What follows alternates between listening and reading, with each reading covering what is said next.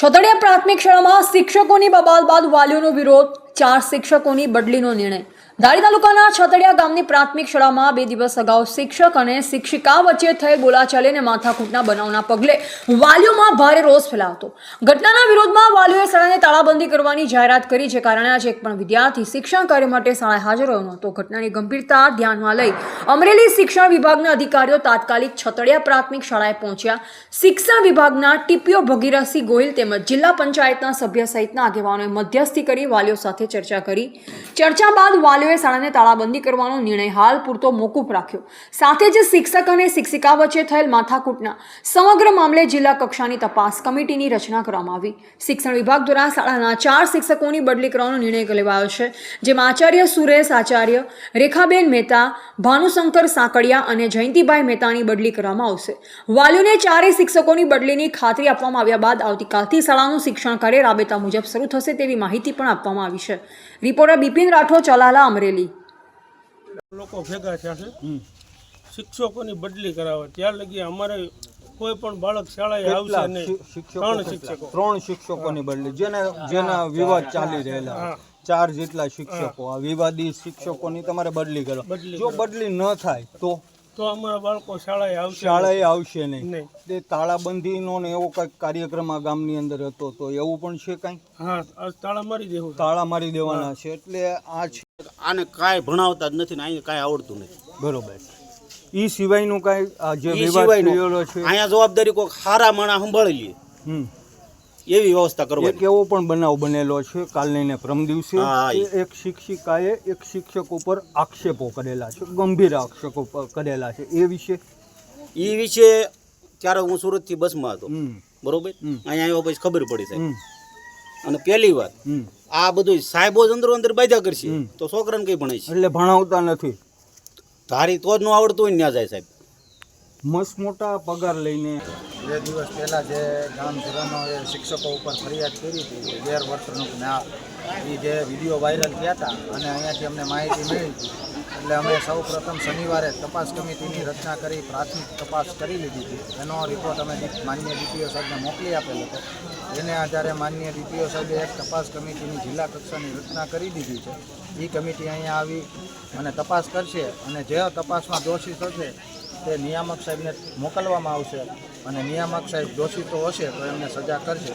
અત્યારે ગ્રામજનોની માંગણી એવી હતી કે અમે બાળકોને શાળાએ નહીં મોકલીએ, આ 4 શિક્ષકો જો શાળાએ આવશે તો અત્યારે ગ્રામજનો, જિલ્લા પંચાયતના સદસ્યો, ગામના સરપંચશ્રી અને આગેવાનો સાથે ચર્ચા કરતાં અમે એવું સમાધાન ઉપર આવ્યા છે કે તે 4 શંકાસ્પદ શિક્ષકો છે એને અન્યત્ર કામગીરી આપી દઈએ છીએ અને કાલથી શાળા રેગ્યુલર ચાલુ કરી દઈએ છીએ। ગ્રામજનો સહમત થયા છે કે અમે અમારા બાળકોને મોકલશું। આ રીતે સુખદ સમાધાન આ પ્રશ્નનું। આજે સ્કૂલના વિદ્યાર્થીઓ કોઈ આવ્યા નથી? ના, આજે નથી આવ્યા, પણ ગ્રામજનોએ ખાતરી આપી છે કે કાલ સવારથી રેગ્યુલર અમે બાળકોને મોકલશું। સરપંચ પ્રતિનિધિ બોલું છું। સ્કૂલમાં 2 બાળકો ભણે અને વાલીને વાંધો છે કે બાળકો નિશાળે મોકલવા નથી। શું કામ નથી મોકલવા? કે શિક્ષકોની બેટનની બદલી કરે તો મોકલવાના થાય। શા માટે બદલી કરાવી છે એ વાલીને ખબર હોય બધાને। આપને ખ્યાલ નથી? સરપંચ પ્રતિનિધિ આવડતા નથી કે એટલે કે છોકરાને કોઈ મોકલવાની નહીં આવે। તો હવે આગળનો કાર્યક્રમ શું છે? આગળનો કાર્યક્રમ બધા વાલી ઉપાસે બધા કે એમ કરવાનું। શું કરશો? શું કરવા માંગો? એ બદલી કરાવવાની એમ કે શિક્ષકોની। નામ ખબર તમને કોણ કોણ શિક્ષકો છે? સુરેશભાઈ વેગડા છે, રેખાબેન છે, જયંતિ સાહેબ છે, રમેશ સાહેબ છે, બીજી નામ નથી આવડતા। શનિવારે કંઈક વિવાદ થયો તો ખ્યાલ છે આપણને? શનિવારે વિવાદ થયો તો। શું થયો હતો? શું થયું હતું? વાડીઓ બીજી શું થયું હતું? ત્યાં બધા ભેળા થયા હતા ગામના। હા, કોલીની ગાડી આવી હતી ને એવું જોતું બધું। શું કામે ભેગા થયા હતા? આ બધા આ પ્રશ્નમાં જ ભેગા થયા હતા। પ્રશ્ન તો કયો? આવડો આ વાલીનો બધા કે છોકરાને મોકલવાની નહીં આવે।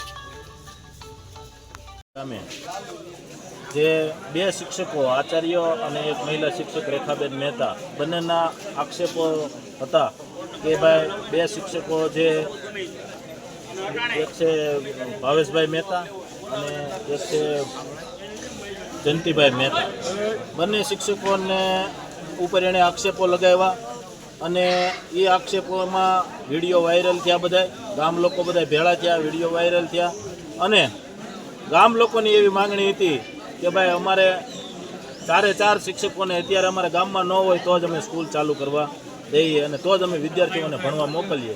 એટલે આજે અમે શિક્ષણ અધિકારીઓને બોલાવી અને ચર્ચા કરતા એ ચારે ચાર શિક્ષકોને અહીંથી ફરજ મુક્ત કર્યા છે અને સ્કૂલ કાલથી રાબેતા મુજબ થાય એવું સુખદ સમાધાન કર્યું. સુમિતાબેન રસિકભાઈ મોલાડિયા, અમારે ચાર સાહેબની માંગણી છે. અહીંયા કાંઈ ભણતર સારું છે નહીં અને ખોટા આવા વિડીયો ઉતારી વાયરલ કરે છે, તો એનો અમારે માફીનો વિડીયો છે. પાછો શું ઉતાર્યો હતો વિડીયો અને શું મારી છોકરીને એવી રીતે બદનામ કરાવી છે કે આવી રીતે તું બોલ, તમને સીટિયા ભરે છે, વાહામાં દબા મારે છે. તો ન આવડતું હોય તો સાહેબ મારે, એ અમે કોઈ પ્રશ્ન અમારો નથી, એ તો મારે ન આવડતું હોય તો. પણ આવી રીતે વિડીયો વાયરલ એને નહોતો કરવો, એ અમારે માફીનો વિડીયો અમારે પાછો જોયો.